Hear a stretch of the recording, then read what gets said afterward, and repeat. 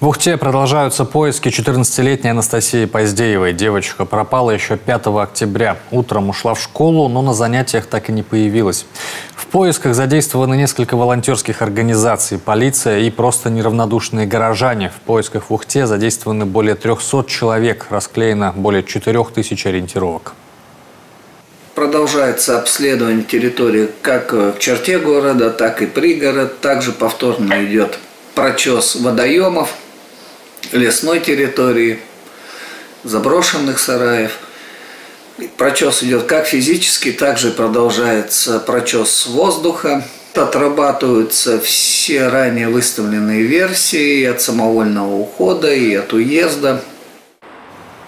Напомним, в четверг вечером в районе бассейна «Юность» был обнаружен рюкзак девочки без школьных принадлежностей. По словам родителей пропавшей, накануне Анастасия предупредила одноклассников о том, что в школе ее не будет. С утра юная ухтинка проводила в школу младшего брата и через него передала родителям, что любит их.